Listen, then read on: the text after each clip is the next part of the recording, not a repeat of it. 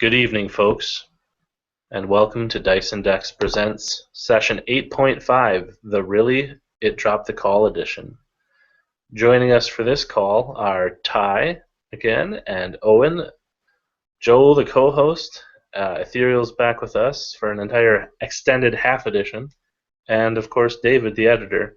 Over to you, Mr. Grillmaster. I just sort of hope we don't have to get to the 8.75. So I don't really want to do Pathfinder variation of this hangout call, so hopefully everything will stabilize and we'll be having a good time tonight. So appreciate everybody stopping in and hanging out again as always. We did grill Ethereal Ty, just in case you were wondering. We got that all taken care of. He's all seasoned and ready to go now. So he was talking earlier about his experiences doing roundtable DMing. He said that was pretty cool, even just sort of as a spur of the moment kind of thing. He said he had a good time with that, so it was pretty awesome, and sharing some of his other experiences. So, Ty, since you're new on our night tonight, why don't you go ahead and do you got anything going on? Anything you want to talk about? I'm actually gonna pass it over to you because I'm tired as hell. Oh, wow, thanks for that, because nothing really comes to mind. I'm trying to think. I saw the channel wasn't on earlier tonight, so I got on and watched some TV for a while, and that's about it. Anybody see any new trailers or anything that was worth mentioning? I know we've had... I saw Ant-Man. Is that worth mentioning? I mean, it's kind of small. Sure. Well, let's see. Yeah. Oh, go ahead. We've had a bunch of new trailers lately. We've had Star Wars, Ant-Man. I guess the Avengers: Age of Ultron is still fairly new. There's a new Batman versus Superman. There's a new Mad Max trailer. Yeah,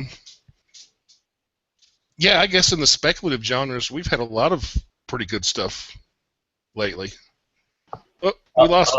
Joe dipped out. That's okay. I can take over. He'll be back.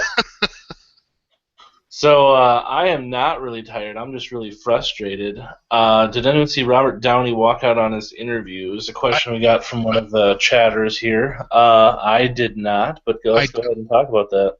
I did. I saw it.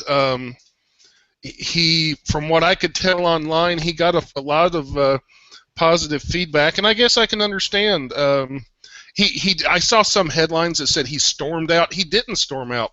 I thought he was actually very polite. I mean, he kept getting personal questions about, he's had a somewhat colorful past, especially in his younger days, and he kept getting questions about that. And at one point, he pretty much said, "Aren't I here to talk about the movie?" or something like that.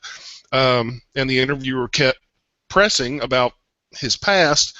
And finally, he just said, I'm done here. And he got up and took his mic off, and he even kind of patted the interviewer on the shoulder and was walking out the door. And the interviewer kept saying, come on. And I think if I remember the exact words down, he said, "Sorry, this is getting a little too Diane Sawyer for me." So he walked out. But it wasn't a storming. He didn't blow up or anything like that. I mean, he was kind of casual about it. If you watch the interview, it's about 7 minutes long, if I remember. You can tell the first 2 or 3 minutes are going along pretty casual, but then the I don't want to say harder questions, but more poignant questions start coming in, and you can kind of see in Downey's eyes that he's not crazy about this.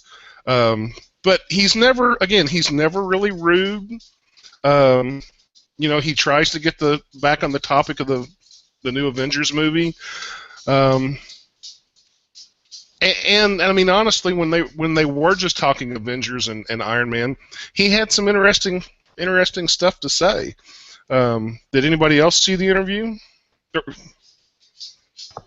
I did not see the interview, but in all honesty, I'd be pretty pissed if I was called onto a place to talk about, what it is that I do or what it is that I'm supposed to be talking about, and then somebody else is trying to change the conversation, so to speak. I mean, that's the thing with, the interviews. I want to say that they're supposed to talk about certain subjects, and apparently, if they don't, bad things can happen. Well, and it would have been different too. Like, he literally said Diane Sawyer. It would be different. Like, if Downey had been on one of Diane Sawyer's shows or interviews or whatever, and he kind of knew this sort of thing was going to hit him. But he was on a press junket. He was out promoting a movie. I mean, this wasn't, you know, I don't remember the interview coming right out and saying it, but for those not familiar with the press junket, usually the star or celebrity or whoever goes in and sits down, and there's like, they're in one place, and usually there's a slew of these interviews in a row. I mean, it could be as many as 10 or 20 that, they just get them all out in an afternoon or whatever.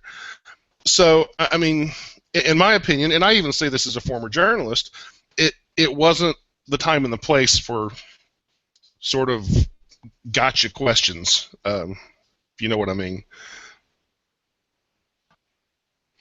It was, he was there to promote a movie, and that was it. So basically, it was a dick move. It kind of was, but I mean, even the interviewer never got nasty. But you could tell the interviewer was getting, he was nervous about asking the questions. So why ask the questions? My only guess could be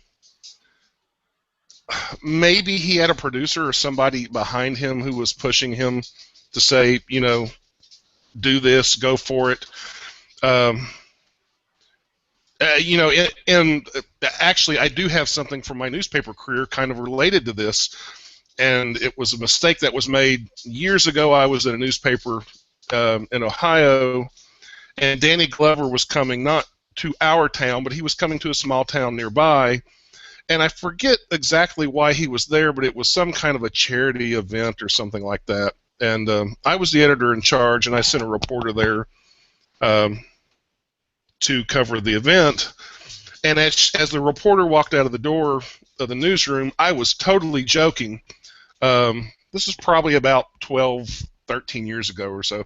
But I was totally joking. I said to her, hey, ask him if there's going to be another Lethal Weapon movie. And it never crossed my mind. She was a very young reporter. So she went and she asked Danny Glover at this charity event if there was going to be another Lethal Weapon movie, and apparently Mr. Glover did not take well to it. He didn't. I wasn't there, but my understanding was he didn't get nasty or angry, but he apparently gave the reporter kind of a dark look and said, "No, there's not going to be." And that was my fault. I shouldn't have said it, or should have realized who I was saying it to. So stuff like that can happen. But this interview with Downey was definitely more intense with that, and the interviewer should have got. I mean, I could tell watching the video, you could see in Downey's eyes that he was not liking the direction the questions were going, so the interviewer should have backed off, in my opinion. Nice. David, do you have anything you want to bring up tonight or talk about? Anything in the news that you saw? Or Besides that interview, that's most of what I saw. It was, I agree, he was very good about it. And I was kind of glad that, the way he handled it. And even like his response, he kept trying to get the guy on track and everything with his responses, and the guy just wouldn't leave it alone. I mean, some of the stuff he asked was all right, like, how do you feel about linking yourself to Tony Stark, obviously. He's like, well, yeah, I used to see myself as this character, but I'm not this person, obviously, and all of that stuff. So it was a good interview until that point where he kept going back to his past, and it just wasn't right.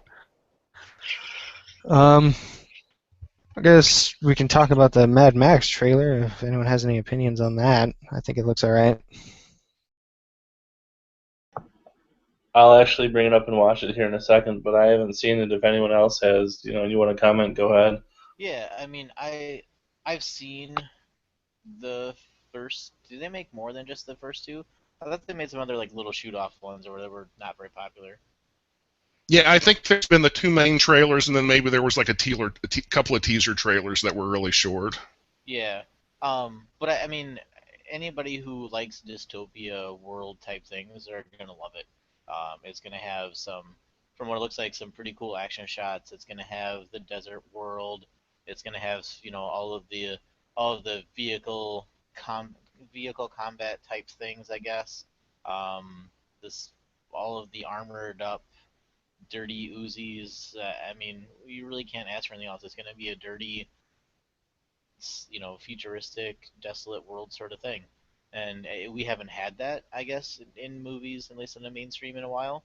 So I think it's gonna do well because of that. People are gonna also see it because it's something that has come from before.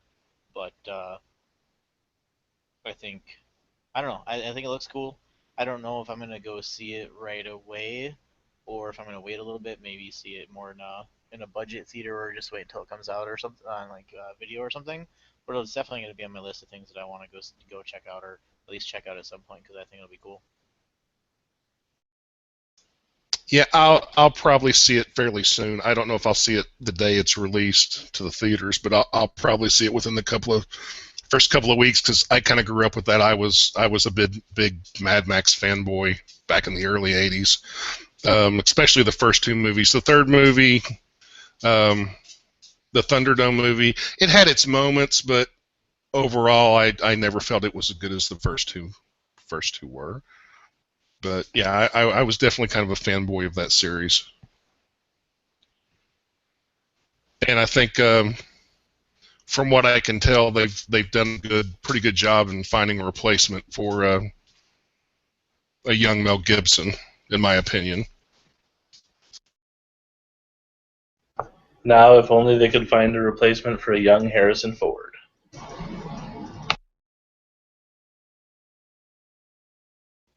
Too soon? Was that too soon? It does look pretty old in there. So they made I think they just made another Mission Impossible movie. Is that correct too? Pretty sure I saw. Yeah, it looks pretty good. It's takes place right after Ghost Protocol or whatever, where they're all shut down and hunting some sort of super secret terrorist group and stuff like that. Yeah. I've never watched much of the Mission Impossible. I actually got into watching some of the TV show Mission Impossible on Netflix for a while, and I've seen the first three Mission Impossible movies of the recent ones. But I always just remember it being a pain in the ass to play when we played it. We played the theme song for Pet Band, and every other song that you play is in 4/4 time or 2/4 time, and this is in 4/5 time, which was ridiculous to try and do on the fly, and everybody screwed it up. So that's my biggest memory of Mission Impossible is actually playing it in high school. Did you guys happen to catch the subtitle on that new Mission Impossible movie? No? Okay, I'll go ahead and spoil it for you. So, as Tom Cruise is aging, they decided to give it a proper title. It's now called Mission Impossible. The mission becomes more possible. Like, that's the subtitle. Alright, fine, no laughs. I give up. You demand a strict mute schedule, Brennan. I'm laughing here. Well, I want to go back to Harrison Ford for a minute because I'm sure you guys remember about a month or so ago when he had, I think it was his second plane crash. Yeah. And I was just thinking, I mean, I'm glad he got through it and everything, but I was, at the time, the first thing I remember thinking was, imagine you're out in like a golf course with your buddies or whatever, and you see what appears to be a World War II fighter plane coming down, and it crashes right in front of you. And as if that were not enough, Han Solo, or Indiana Jones, however you want to look at it, comes climbing out of it. If I was him, I'd crash again. And I'd ask for a camera crew to be there, and I'd be like, damn it, Chewie, I told you not to park it here. I'm just thinking, what could you say as you walk up? I mean, I'd be like, can I have an autograph? And then I would say, are you okay? Oh, okay. Well, at least you got your priorities in order. At that point, it's a little too late to say, I've got a bad feeling about this. Yeah, my first thing would be I would ask him, like, are you okay? And then afterwards, if he's like, I'm okay, like, I look over at my friend who I'm playing with and be like, so do I get a -4 on that hole, or do I, like, how are we going to score this one? And kind of took out the flag, so. That's just ridiculous. Yeah, I did see that they've asked him to not fly while he's filming now. Does that sound right to you guys? Did you see that or know anything about that? I think it's not fly at all. isn't it? Yeah, Because of insurance purposes or whatever. yeah, I think so. Yeah. Not to not pilot, I think is what it is specifically. I'm sure he can get on a plane somewhere. But Yeah, to not be the flyer of yeah, said plane. yeah, I think that's what it is. Speaking of planes, I mean, we're gonna have always every year in Oshkosh, we're gonna have the EAA air show. Hang on a second, is that better? So the air show is every year in Oshkosh, and Harrison Ford's been there, John Travolta's been there, George Lucas has been there. Who's the Lieutenant Dan? What's his face? Yep. I was just gonna Gary say for Sinise. Gary there you go. Sinise. Yeah. Yeah. So Gary Sinise is there. It's a pretty big thing, and it's kind of cool because it's drawn a lot of attention, and there's a lot of there's a lot of cool things to see there. I don't go every year just because I enjoy planes and stuff like everybody else does, but it's kind of expensive to try and go every year if you're not just huge into it. The only thing that I think they do a disservice to is that it's not it's difficult for families to go because it's so expensive, and it's something where there's not a lot of cultural variety. Anybody who owns any of the Warbirds, anybody who owns any of those planes, are essentially sitting on $1 million or more. So everybody who has one of those and owns one of those flies in. They're wealthy and have a lot of other things going on. It's not very culturally diverse, which is a little unfortunate. But other than that, it's fun to take people to and say, this is what's going on, and especially in a small town like Oshkosh, to have people fly in from around the world and celebrities that come in. It's something pretty cool for the city. I had a guy who flew in from Australia, and this is when I worked in the cell phone industry, and he needed to get a SIM card for his phone over here, and we got him hooked up, with the minutes and stuff, and he actually was telling me how he paid like thousands of dollars in transport fees to bring some of his tractors over from Australia. Apparently, there's like some kind of tractor manufacturer over there, and I'm like, how do you fly a tractor? Like that's C-130 kind of stuff, I'd imagine, but I can't imagine the shipping on that. But anywho, needless to say, I got his card and stuff, and if I ever go to Australia, I get to go to his ranch. He's got a couple 100,000 acres or some crap. It's ridiculous. So in Australia, a couple 100,000 acres is a small ranch, I'm assuming. Is that what it is? It's just a small little plot of land. Yeah, I mean, it's like he could probably have like 4 or 5 people over, and then maybe it gets overcrowded after that point. I'm not sure though. I don't own that many acres. It's interesting. I'm looking at my video here at the bottom, and it looks like Owen's leaning on Ty's head.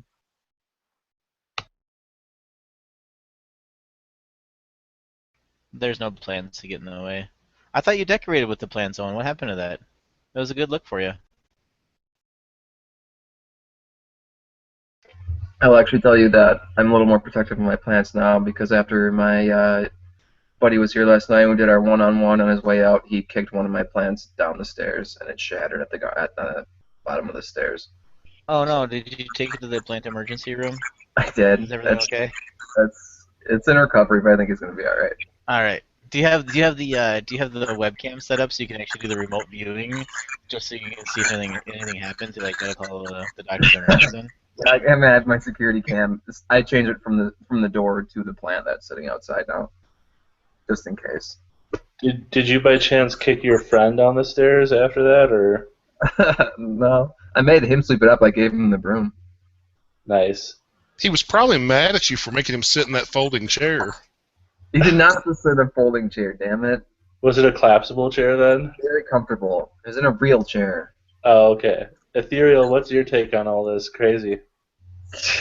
Probably nothing. I'm gonna say, well, which part of the crazy, the chair or the Harrison Ford falling out of the air? We shouldn't let that guy fly a Millennium Falcon anymore. Kind of crazy. I mean, which crazy are we specifically speaking of? The fundraising thing? I mean, if the days ago it was 420. I mean, come on, you can't be too mad at somebody for beating up a potted plant. Yeah, yeah, that's kind of funny. I want to say though, I have a prediction. I think the Millennium Falcon goes down for the count in this next movie. What do you guys think of that prediction? That's not bad. I could see that. I mean, a nice send off where they kill Chewie and Han. I'd do it. Shouldn't somebody know? Isn't this part of the book series still, or is it like a whole new thing? No. Really? It's a No. whole new You think thing. they're really gonna do that? Yeah, it's not I gonna. don't know. But listen to this. In the movie after this one, they're stealing the plans for the new Death Star. And my thought was, if Kyle Katarn shows up, I'm gonna flip a freaking bits, because they're like, it's not expanded universe. But if Kyle Katarn shows up, it's pretty much expanded universe. I think that movie called Rogue something. Rogue I might. Squadron 1. Yeah. Yeah, I think they're going back in time, and it's the was it the Bavin spies or whatever who supposedly got killed? Bothan or something. Yeah. Something like that. I Yeah. think it's supposed to be part of their story of how they got the plans, but you know, this stuff changes all the time, so that might not be accurate, or I may be misremembering. And on Brennan's prediction about the Falcon, I'm going to go 50-50. I could definitely see them doing that, but I could also see something like at least Han, if not Han and Chewie, get killed some other way, and the Falcon kind of goes on to the next generation. Yeah, me personally, I feel that you have a better chance of killing off characters than you do killing off ships, especially something that is so iconic as the Falcon. I really feel that if the Falcon was to actually bite the dust, you would have a lot of people just up in arms. You'd have more people up in arms about the Falcon getting blown up than having Han and Chewie die or whatever. I think that's what would happen. One thing, I'm gonna go even more bold here. I'm gonna say not only does the Millennium Falcon get destroyed, I'm gonna say Han and Chewie go down with it in a blaze of glory. They might even ram it into something to blow it up. Big ships, something like that. I don't know. oh, I could definitely see something like that happening. That's why I say I go 50-50. I could almost see it go either way. One thing I hope they really don't do, though, is follow the Star Trek path and the Falcon gets destroyed, but then the last 30 seconds of the movie, oh, there's a new Millennium Falcon A, or something like that. Not that it was a bad idea for Star Trek, but I mean, it's been done time and time and time again now. If the Falcon goes down, let it go down. Get a new ship. Well, isn't the Enterprise variations almost similar to what they do in Doctor Who with the regenerations? I mean, it's not the exact same ship, but it's a different variation of the Enterprise, and that's something that allows the show itself to be connected to the other Star Trek universes, not universes, but other Star Trek TV series. And that's the same thing with similar to what Doctor Who has done with the regeneration purposes, keeping it as the same person, but they can bring in other actors and stuff. And I don't know that I would want to see that in the Star Wars universe, but it does play a very pivotal role in trying to connect things from the past to things you want to do in the future. And it could be something that's usefully important, but I guess I don't really know if it would work well in Star Wars either. But I've seen it. Obviously, it has worked in a couple other universes.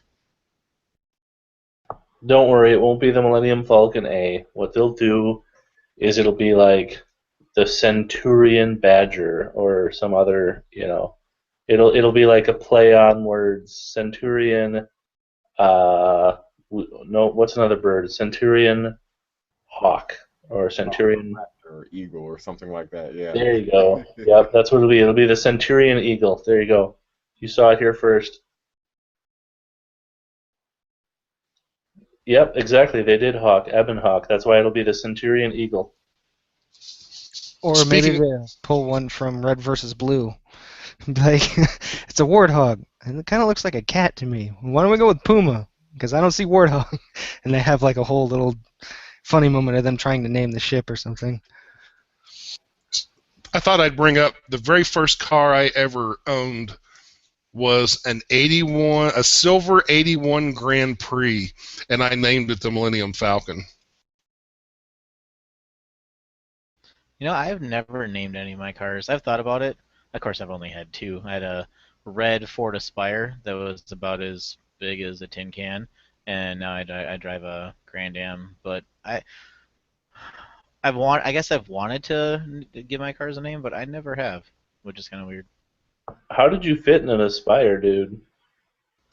It was actually convertible and extendable. You actually it had like these little clamp locks that would actually shrink it, and I had to actually extend those to give it some more width and length for me to actually be able to drive it. Oh, I got you. So like it was the Gadget Mobile. Yeah, absolutely. Nice. I've always wanted the DeLorean, but I have the damnedest time chasing the things down. They're always traveling at, what is it, 88 miles an hour? Something like that? You know, there's a DeLorean in Oshkosh. No, I wasn't aware of that. Is it rusted out or is it actually pretty decent? No, I mean, I guess I haven't seen in the last couple of years. There was a friend of mine, Nicole. She knew the guy, and I was driving to work one day, and I was driving to work on Witzel, and I'm looking in front of me. I'm like, is that a DeLorean? And I had to check it out, and so I like inch up a little closer. I'm like, I'm pretty sure that's a DeLorean. And I get alongside it. I'm like, oh my god, it's a DeLorean! It was really funny. Yeah, there was one in Oshkosh. It was pretty awesome. All right, guys. So I'm going to ask some questions here. So we do fantasy, we do fiction, we do fantasy fiction, we do sci-fi, we do, all that stuff. We talk about gaming, we talk about, news stuff on occasion, and we talk about trailers and movies and comics and even some sports. But my question is, who's the better wizard? Gandalf or Dumbledore? Gandalf. I don't like Harry Potter, and I never will. Question over. Dumbledore is not Harry Potter. Well, it kind of depends on what you mean by better, but I mean, I would have to go with Gandalf. For one thing, he's not mortal. I mean, he's not, technically within the books, and you see the movies, everybody probably just thinks, oh, Gandalf's some old wise guy. I mean, not mobster wise guy, but old wise man, and he's much more than that. So it's almost not even fair to compare them, but I would say Gandalf. That's what I would say. First would be, I think, combat experience-wise, I think Gandalf takes it. At least, without magic and stuff like that. Also, what Ty said, he's not mortal. They're descended from gods, basically. They are gods, basically. It's explained in the books and in the lore of Lord of the Rings. So even if you kill them, they're just going to come back anyway. So you can only really defeat them, hence why he became white in the movies, because, he was defeated by the Balrog and everything, and it's... Yeah, that's one thing about Tolkien that most people miss. Even a lot of within the D&D game is, if you really pay attention to the wizards within Tolkien's world, they're not mortal. I mean, there's the occasional elf or somebody who has a little magic power, but as far as like true wizards who are like really involved in magic, I can't think of one off the top of my head who was immortal and like learned their spell abilities. They're all, as David said, they're either kind of gods or descendants of gods. I tend to think of them as sort of, at least the good ones, as sort of like angels. But that's my thought. All right, Ethereal, let's hear your opinion. Oh yeah, don't get me wrong. Dumbledore is a damn good wizard, especially if well, let's not even talk about the movies. If you've read the books and actually see all the miscellaneous stuff that he went through to get the Elder Wand, blah blah blah blah. Don't get me wrong. Dumbledore is a badass wizard, but no, hands down, Gandalf takes it. Yeah, I've actually read the Lord of the Rings trilogy, and it very much leans towards trying to explain that he, especially once he goes from being Gandalf the Grey to Gandalf the White, that he's basically an angel incarnate in human form on the planet. Like there's him and the Balrog fight one another, and it's mutual defeat. But because of the essence of who Gandalf is, he doesn't die. He just ascends and transcends himself and becomes an even more powerful wizard. Which is, I mean, it's kind of unfair for Dumbledore because he doesn't have millennia of experience walking around in the form of a human. So it hands down goes to Gandalf. But I was actually having a conversation like this earlier about two mages that we can actually compare in D&D terms. Who do you think was a better wizard, Raistlin or Elminster? All right, we'll save that one. Type that out in chat so we don't forget. We'll give everyone time to think on that. All right? Because I know Joe wants to do sharing time with Joe, like Joe's little cuddle corner or whatever he calls it, as he not said. But I wanna blow your minds for a moment. Maybe this isn't a question, but I don't think that you can actually call Gandalf a wizard. Now, hear me out. Hear me out, people, before you light up the comments section of YouTube and shoot me death threats on Facebook and stuff. All right. Number one, he doesn't do a lot of magic casting, right? The spells that he does cast are like talking with animals and whispering on the wind and calling animals to him, and he's got a walking staff that's made of wood. He wears robes, and he's really into nature and loves the animals and the people, and he's friends to the elves. So, yeah, I'm gonna go there, people. Gandalf, not a wizard. Gandalf the druid. Bring it. Let's hear your counter arguments. I don't think necessarily. If you were to call anyone a druid, it'd definitely be Radagast. But there are some of the spells that he does use, at least in the books and the lore, that are different to that. I know he calls eagles and stuff like that, but especially when he becomes white, he has sort of a divine shield type thing, and he can project light as a combat source. So early on, you might be able to call him some sort of druid, but after that, I don't think so. At least in... So are you saying that druids don't do divine magic there, David? No, I'm thinking more of if he was a druid, when he ascended to Gandalf the White, he is no longer a druid at that point, because you don't see him use... The only thing you see him use is the eagles after that, because he has no need for everything else. There's also a matter that I don't think... I'm not sure druid would be the proper term within Tolkien's mythology, so to speak, because he doesn't really seem to separate arcane and divine magics. I was just trying to bring it into D&D, but yeah, I agree with you so far. Keep going. I mean, there probably would be... in fact, I might argue that the majority of magics within Tolkien lean more towards the divine than they do what we think of as arcane. I mean, you don't generally see things like lightning bolts and fireballs being thrown around.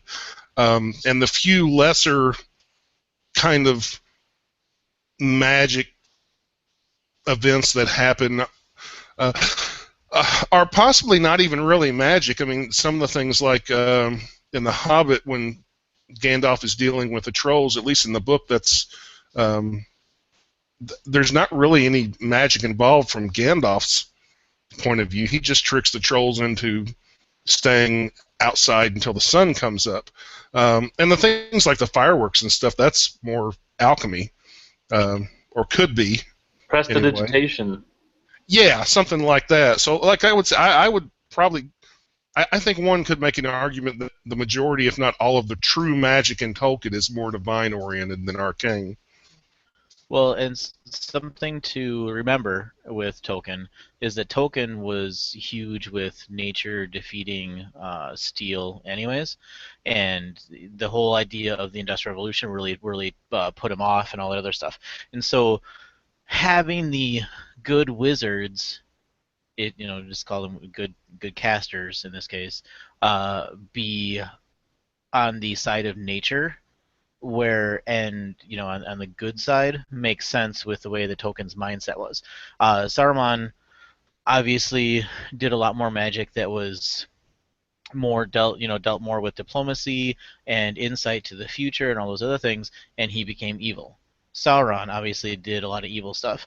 The good wizards and the good casters in Tolkien's world were based off of nature just because that's what he saw as good. That's what he saw as nurturing and all those other things. So I think just his point of view really makes that more prevalent than it would be without that, I think.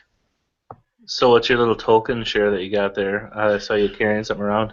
Okay, so I got this at the Oshkosh Library. Actually, they do a monthly book sale. I think I haven't checked it out in like 5 or 6 years, so they might have stopped doing it. But um, I went down there one time, and most of the books are like 50 cents a quarter or whatever. This book was $2, and it is Tolkien's Silmarillion, first American edition, which is hang on, I actually need to turn this around, which is pretty awesome, and I was pretty stoked to get it. And the thing that was really cool that I kind of wish more people would do. So all of the fantasy books that are out there now, I'm gonna try to take this cover off because it's ripping and it's gonna not make me happy if I rip it all. A lot of the books, fantasy books have the maps on the inside of the covers and stuff, but I was always kind of disappointed in the fact that they're all small and it's difficult to read, and they're on the bindings, and you've got put it in here and stuff, and it's like, well, that's kind of sad. Well, this book, without me actually looking it over, has a map for the Silmarillion, and this is going to be difficult for me to do because of the way they have it set up. But on the inside of the back page, they actually have a fold-out map that I'm going to try to get this in the screen for everybody. But this is the map that comes with the first American edition of the Silmarillion. And when I saw this, I was like, this is amazing. I wish more people would do this. I wish more book companies would come up with a way to do this, so you can actually look a map over and be like, oh, wow, that's really cool. I can see how they can get to there. I can see what they're doing with it. I thought this was freaking awesome, and I was really stoked that it was in there. So I just really thought it was cool. That's cool. That's all I got. So a little bit jealous on that. If that ends up going missing from your collection, don't look at my house, okay? All right.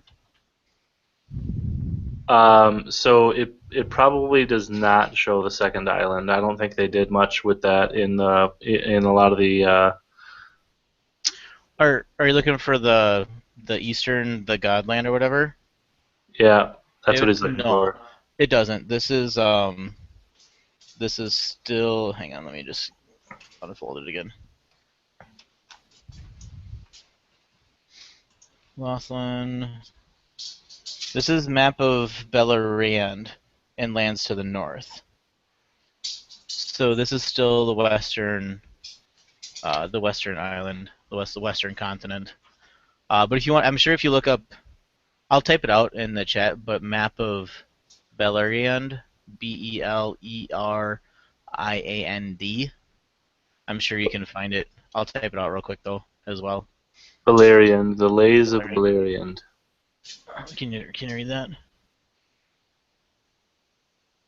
Yeah, I'm sure you can get a copy of it somewhere. Yeah. Yeah, actually, there's a guy on YouTube. I'll give a shout out to him.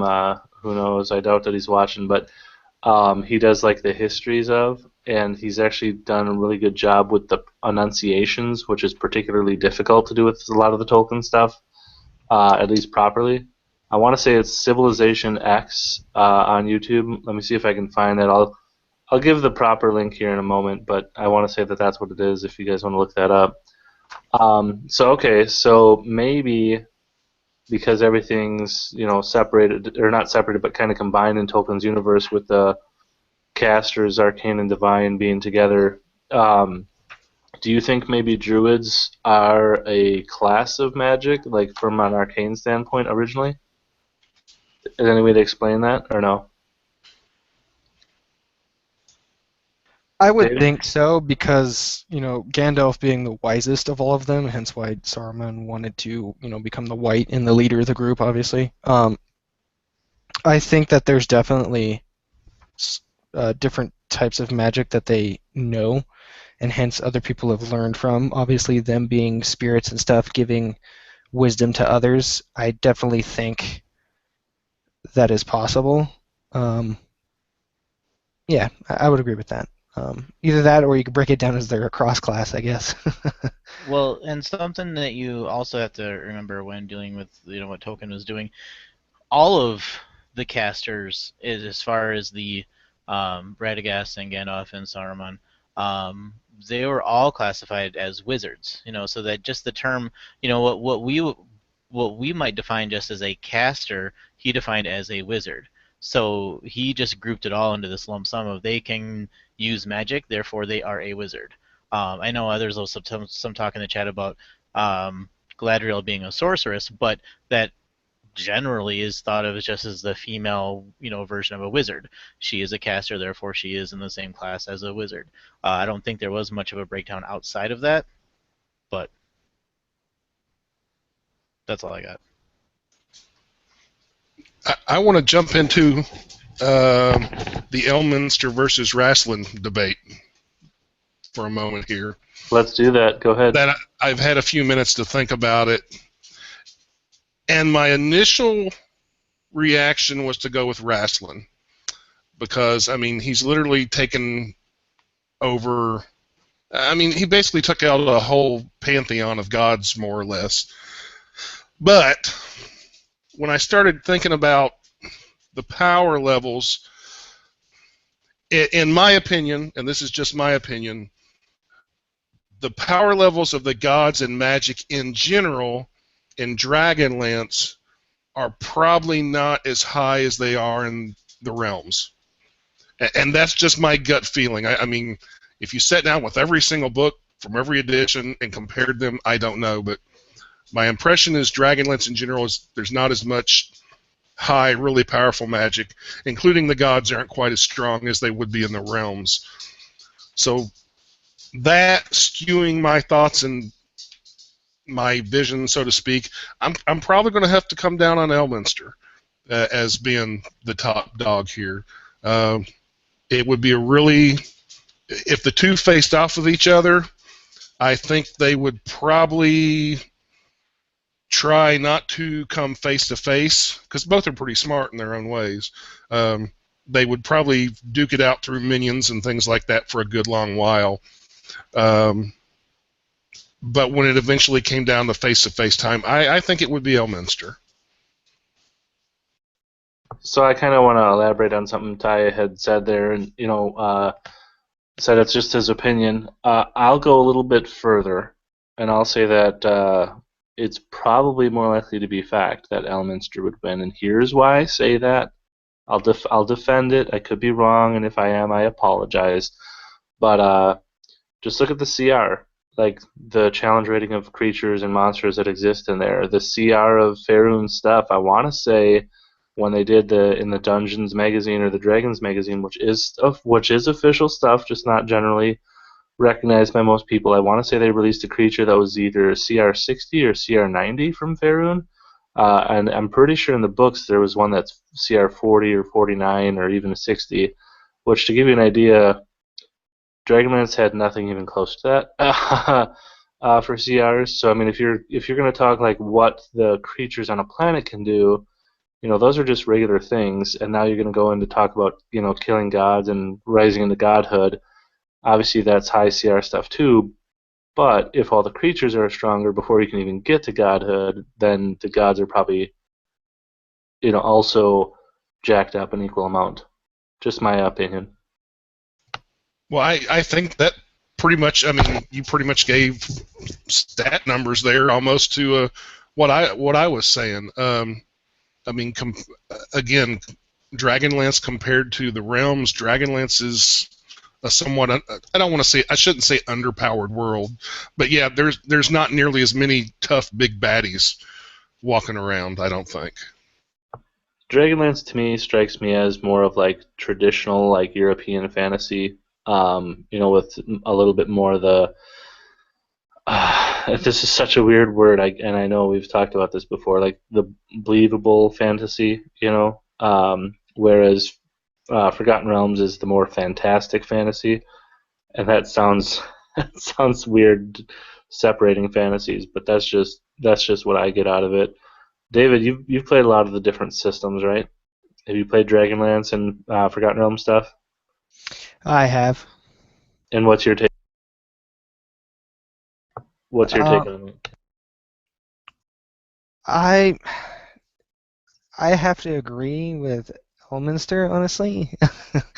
uh, I think if it did come down to it, uh, battling after they've gone through all their minions and everything, that's just how it would fall. Um, and that's just because there are things like you stated, Brennan, things get more difficulty ramped later, and so that's personally how I see it, at least. And related to that, not even talking about monsters, just talking about major NPCs or even PCs, depending on the situation. The Realms has a lot more. And when two really big, high, powerful entities like this get together and start clashing, other major, really high-level characters are going to get involved too.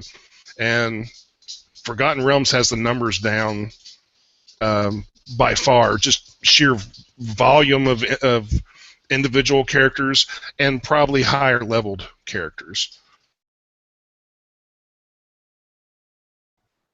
Yeah, You're, I would you're definitely agree. The absolutely right only there. thing I Oh, might pardon. might say is in previous editions there is a lot of creatures are pretty much like unkillable. That would be the only thing. But I don't think it would be anything that Elminster couldn't handle. Uh, so that would be the only thing, at least, you know. But some other heroes might have an issue with that. But I remember in I think it was second edition and stuff like that. Uh, giants are basically immortal. So things like that, smaller basic monsters are a lot tougher, I guess. But at the same time, there's just so many more monsters and things in future editions that, you know, as limited monsters as there were, it just wouldn't compare. All right, Ethereal. I know you wanted to jump in there. Go ahead. Oh yeah, I was well, climbing in on the Elminster thing. Unfortunately, uh, Braceland versus Elminster, even if they happen to be on the same footing, the same ground, equal power level, one cancels the other out. The unfortunate thing about, or I guess a fortunate thing, depending on whose side you are, about Elminster is that he's got a huge network of friends and allies that are going to help him out, where Raceland pretty much has himself. I mean, there are very few people who are going to help him out in a battle like that he hasn't finagled into doing that by being manipulative. I mean, he doesn't have very many friends in high places, so to speak. But another thing that I was going to actually mention is that Raceland is, while Elminster, yeah, he's almost a god, being a chosen of Mister, etc. Raceland pretty much took that for himself. He didn't really have anybody to help him too terribly much in doing that. That was his own plotting and manipulating all the way through to actually, harness that power for himself. Whereas Elminster has been kind of, assisted throughout the entirety of his life in one way, shape, form, fashion, or another. And so that kind of skews things. If it was just those two, I think it would actually be a TPK. They'd cancel each other out. I mean, Elminster's got friends in high places though, and that ends up being what I think would be what causes the win at the end of the day. All right, so let's add another wizard to this mix here. All right, another high-powered guy. Some of you might have heard of him. Others maybe not. Randall Thor.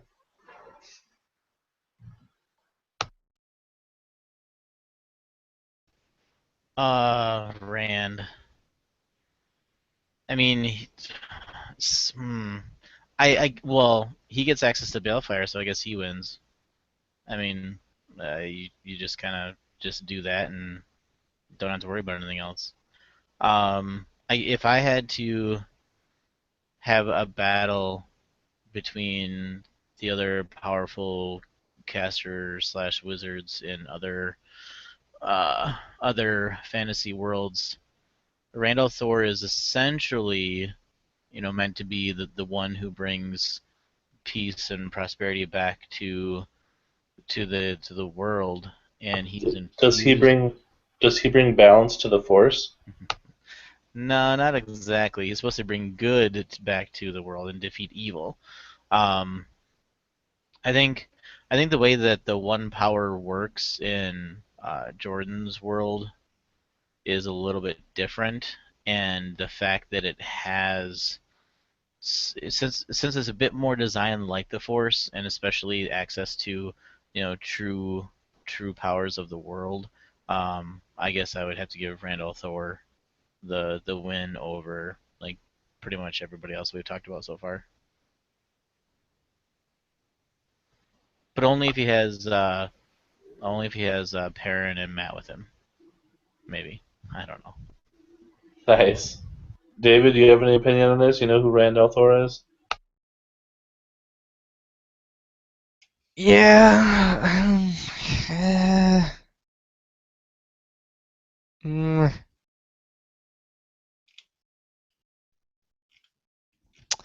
it's hard for me to weigh in on that one. I mean, obviously he has, you know,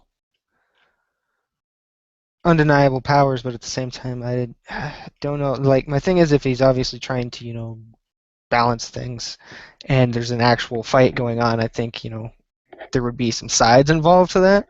But if it's just, a fight to the death and no, everyone's against each other, with a third person in the mix, I think that would be kind of hard to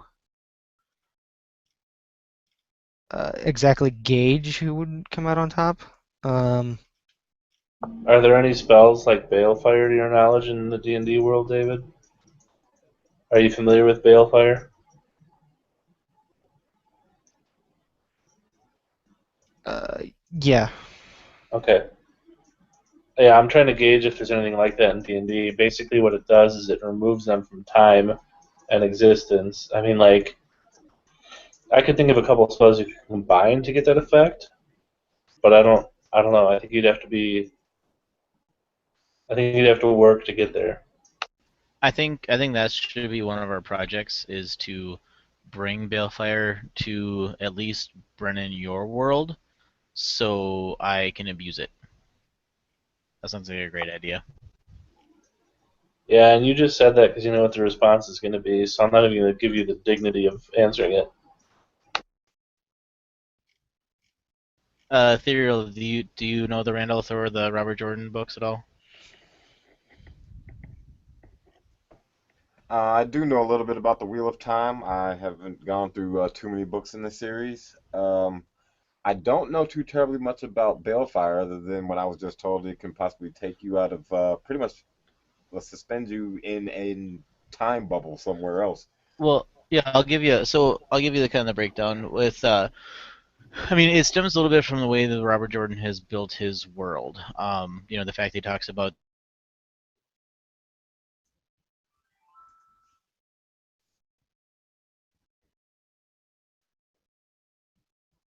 I think he did.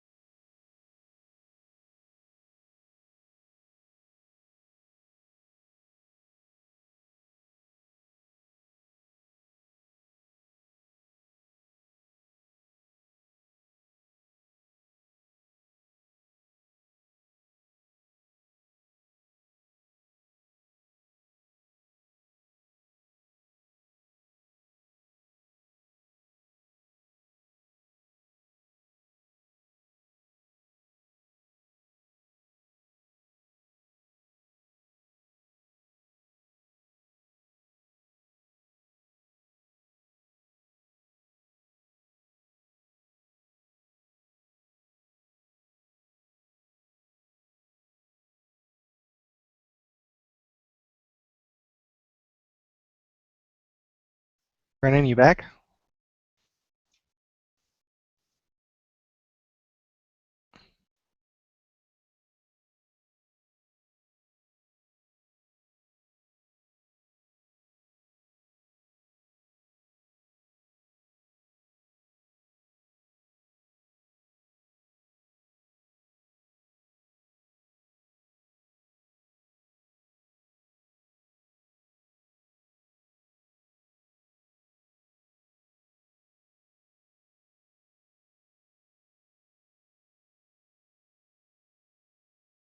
Brennan, Joe, hello.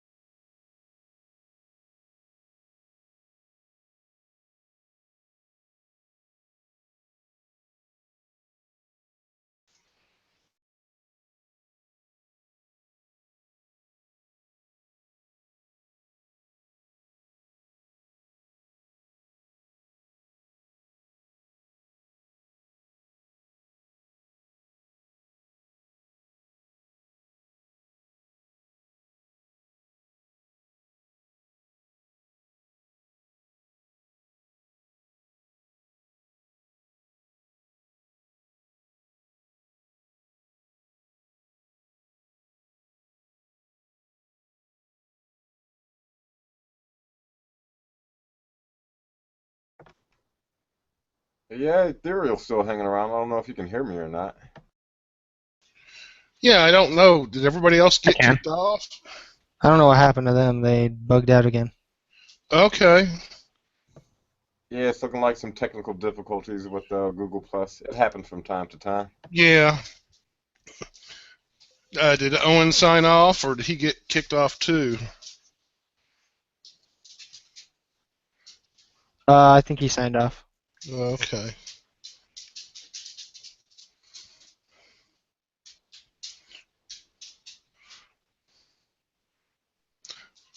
Was the conversation still about wizards? I suggested something else, but yeah, Joe was talking about something.